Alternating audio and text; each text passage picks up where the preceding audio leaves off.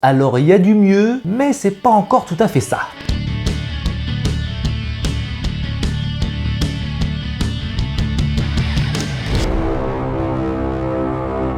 Bonjour à toutes et à tous et bienvenue pour cette toute nouvelle critique concernant l'épisode 6 de la série Les Anneaux de Pouvoir, le préquel du Seigneur des Anneaux, même si celui-ci n'est pas canon. Je précise avant de commencer que je n'ai toujours pas lu les livres, donc la critique se fera sans connaissance réelle de l'histoire emblématique. Alors c'est vrai que l'épisode sera un petit peu de l'ordinaire comparé aux 5 derniers.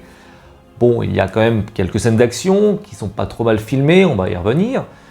Et enfin, on ne s'endort pas en plein milieu d'épisode, donc on va dire que c'est pas mal déjà pour un début. L'épisode débute avec un discours de Hadar qui essaye de motiver ses troupes pour aller combattre les êtres humains, et pour le coup je l'ai trouvé plus convaincant que certains discours qu'on avait eus précédemment. Et c'est assez curieux parce que la façon dont il leur parle, t'as vraiment l'impression que c'est des êtres humains en fait lambda, alors qu'en fait à la base c'est quand même des orques. Sur le coup ça m'a un petit peu dérangé parce que je me suis dit mais c'est quoi le rapport, pourquoi il leur parle comme ça? Et c'est vrai qu'un peu vers la fin tu commences à comprendre un peu sa vision des choses et pourquoi il réagit comme ça. On a ensuite l'attaque de la tour qui est superbement défendue par Arondir avec ce guet-apens extrêmement bien ficelé. Je trouve ça assez sympa la chorégraphie, surtout quand on a un des orques là qui se prend un gros bout de bois qui s'est empalé en fait tout simplement. Ça voilà, c'est un peu rigolo, un peu plus spectaculaire, voilà, ça fait du bien, ça change. Je dis pas que l'épisode est forcément rythmé que par la baston, mais forcément, ça aide beaucoup et ça fait du bien de pas dormir devant l'épisode, quoi. On a également un bref épisode sur les bateaux qui sont en direction des terres du sud, entre Isildur et Galadriel, qui est d'ailleurs en train de lui dire qu'il a le même regard que son père. Alors là, moi j'ai bugué, mais bon voilà, on va pas en reparler, j'en ai déjà parlé dans les épisodes d'avant. On en apprend un petit peu plus sur sa mère, voilà, pourquoi pas, c'est intéressant, ça creuse un peu le personnage. Et par contre, il y a un truc qui m'a choqué, alors je sais pas si ça vous a fait la même chose, mais c'est le soleil qui se lève à l'est donc, et le bateau qui va théoriquement dans les terres du sud. Donc là, je vais vous mettre l'image, on voit bien que le bateau avance, vers le sud donc, et que le soleil se lève. Surtout qu'en plus le capitaine il arrive, il dit bien que c'est l'aurore, et il raconte aussi un peu sa vie où il aime bien naviguer à l'est le matin pour voir le soleil qui se lève, et naviguer à l'ouest pour voir le soleil qui se couche.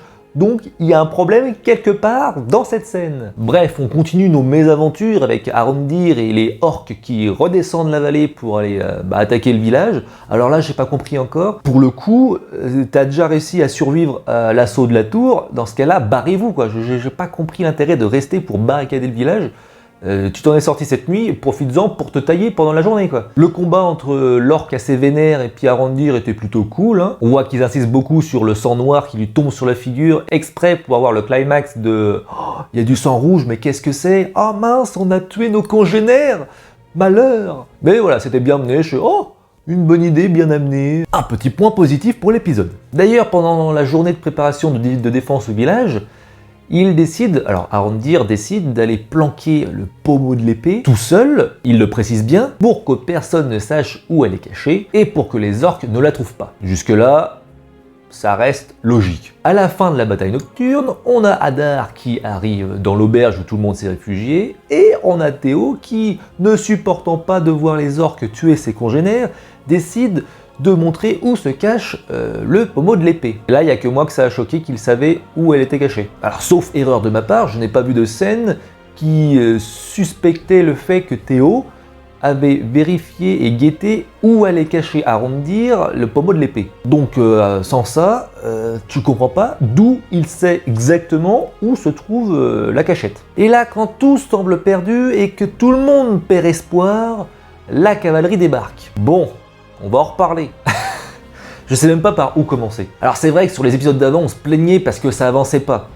C'était pas long, c'est juste qu'on faisait du surplace pendant 15 épisodes. Et là, Galadriel et son équipe, ils ont traversé la Grande Mer, ont eu le temps de poser pied à terre, de courir à fond et de galoper dans la bonne direction, comme s'ils savaient qu'il se passait un truc là-bas, en un seul épisode. Alors je dis pas que c'est nul, au contraire, au moins ça va vite. Mais c'est juste que les épisodes ne sont pas du tout arrangés de la même manière. C'est trop lent d'un côté et trop rapide de l'autre. Il va falloir faire un truc un peu moyen ou alors tout le monde sur la même longueur d'onde. Ils nous refont le plan de la cavalerie qui galope dans les plaines au ralenti, ouais c'est trop beau, c'est stylé, etc. Mais pourquoi ils galopent dans cette direction? C'est vraiment comme s'ils savaient qu'il allait se passer quelque chose et que s'ils n'arrivaient pas à temps, ça allait être la merde. Enfin bon, la cavalerie débarque, ils déglinguent tout le monde. On a une scène aussi avec la reine qui est en train de regarder la bataille et qui dit à Isildur « Hey, tu veux te battre? Allez, vas-y, c'est cadeau, vas-y, fonce !» Elle fait ça pour qu'il aille se battre avec eux, parce qu'à la base c'était un soldat. Pareil, ça sort d'où? Parce qu'à part avoir vu le mec tendre des bouts sur un bateau, on l'a pas vu se battre. Et là, tu les vois tous se fighter comme s'ils avaient fait ça toute leur vie. Ils nous remettent le même plan 2 fois presque, enfin la même technique 2 fois, où la Galadriel qui se penche sous le cheval pour esquiver la lance.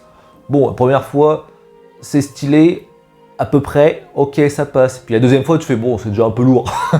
En vrai, j'ai du mal à comprendre, parce que je me dis, ça aurait été Legolas à la place, je le voyais presque attraper la lance, et puis lui rebalancer la figure, tu vois. Ça m'aurait pas gêné.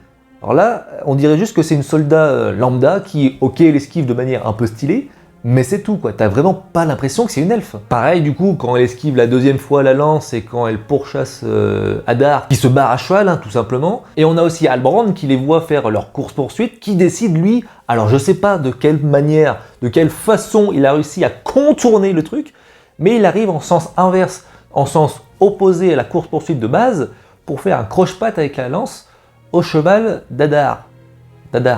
Le cheval d'Hadar. C'est même plus une incohérence, arrive à ce niveau-là, quoi. À un moment donné, ils ont tous des GPS, en fait, je crois, dans cette série. Mais ça, ils nous l'ont pas dit. C'est pas les anneaux de pouvoir, hein, c'est les GPS qu'ils ont. Grâce à ça, on en apprend un petit peu plus sur Hadar, justement. C'était un méchant que j'avais déjà qualifié de lambda. J'en avais rien à faire. Et le fait est que finalement, ce n'était pas un méchant à proprement parler, vu la façon dont il parle et ce qu'il dit. On comprend que c'est un ancien elfe qui a été corrompu, hein, un peu, c'est un des premiers orques, Uruk, hein, comme il s'appelle, et on voit que la vie n'a pas été toujours facile pour lui. D'ailleurs, chose très intéressante, c'est qu'il se rend compte et il lui dit à elle, à Galadriel, que c'est plutôt elle qu'il faudrait craindre que lui, hein, parce que lui, il est plutôt safe, en fait, il sait ce qu'il fait, il a une raison de faire certaines choses, et il fait ça aussi surtout pour une bonne cause, j'ai envie de dire, alors que elle, c'est surtout la vengeance. Et d'ailleurs, en parlant de vengeance, là aussi, ça m'a gavé. Parce que t'as Halbrand qui est prêt à lui défoncer sa race avec sa lance, et l'autre, elle arrive, non, il ne faut pas faire ça, la vengeance n'est pas bon. Vous savez bien qu'en étant je passe à soif en buvant de l'eau de mer. Et là, t'es en train de te dire, mais meuf, c'est ce que tu fais depuis 2000 ans, tu poursuis Sauron pour le tuer par vengeance. Et t'es en train de dire au mec qui a enfin trouvé le courroux de ses problèmes, qu'il n'a pas le droit de se venger. C'est débile, je comprends rien. Autant elle avait l'air presque sympa en début d'épisode quand elle parlait avec Isildur, mais autant là, j'avais envie de la gifler, quoi. J'étais sur le cul. J'étais, mais c'est ton but depuis le début. Lui, il arrive enfin à trouver le méchant qui l'a fait souffrir, et tu lui interdis de se venger. Et encore, un quart d'heure après, c'est elle qui est presque en train de le buter, et c'est Halbrand qui arrive en lui disant « Eh oh, le tue pas, tu m'as dit de pas le tuer, donc le fais pas, hein, oh ». D'ailleurs, j'ai eu très peur, enfin j'ai encore peur à ce moment-là, mais est-ce qu'il serait pas en train de nous installer une romance entre les deux personnages? Vous savez, ce moment où ils discutent assis sur une pierre et qu'ils se disent « Ouais, j'ai ressenti un truc pendant cette bataille en combattant à vos côtés », et qu'elle dit « Oui, moi aussi », et qu'ils se regardent d'une façon bizarre, ouais.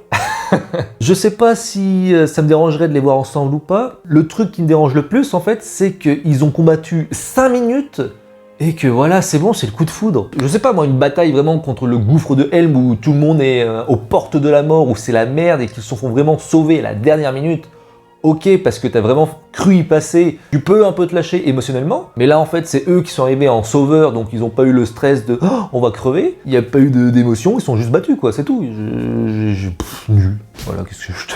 Donc voilà, il y a des bonnes choses et il y en a d'autres qui ça va toujours pas quoi. En fait c'était moins ennuyant parce qu'on avait de la baston, mais au niveau écriture c'est toujours pas ça quoi. Malheureusement, et c'est dommage, c'est triste. On a par contre une fin d'épisode tout à fait sympathique. Bon, alors on sait pas comment le vieux il a réussi à intervertir l'épée avec sa hache. On va essayer de passer là-dessus parce que sinon je vais être grossier. Mais l'idée que les tunnels créés par les orques servent à conduire l'eau jusqu'au volcan, jusqu'à la montagne sacrée du destin, je crois que c'est ça. J'ai trouvé l'idée plutôt correcte et j'ai trouvé ça aussi cool en fait de voir ça. Parce qu'en plus, les effets spéciaux sont très bien faits, c'est hyper beau. Et l'idée de voir cette montagne, ce volcan rentrer en éruption, eh ben j'ai trouvé ça cool quoi. Tu sais que c'est là que l'anneau va être forgé, tu sais que c'est là que dans 1000 ans, je sais pas combien d'années, il y a Frodon qui va arriver pour le jeter. Enfin, c'est un peu stylé, enfin, voilà. J'ai trouvé ça assez cool. Donc voilà, j'ai presque hâte à la suite. pour voir ce qui va se passer. Bon, par contre, encore une grosse incohérence, je sais pas comment ça va être le début du set, mais si Galadriel, elle a rien alors qu'elle s'est pris une putain de nuée ardente dans la face, à un moment donné, ça va m'énerver. Hein, je veux bien que les elfes, ça soit cheaté, mais il y a des limites quand même. Bon bah voilà, globalement l'épisode est passé plus vite que les autres, hein, heureusement. Il y avait de l'action qui était pas trop mal foutue, l'éclairage avec la lumière, etc. était assez joli aussi, c'était bien mis en scène. De ce côté-là, j'ai pas trop de choses à redire. C'est juste les quelques points clés malheureusement d'épisodes où tu te dis mais non quoi. Enfin bref, la semaine prochaine je ne serai pas disponible, mais dans 2 semaines on aura l'épisode 8 qui conclura cette saison. Et peut-être cette série, donc surtout ne ratez pas le rendez-vous, ça risque d'être assez croustillant. Prenez soin de vous et à la prochaine, ciao.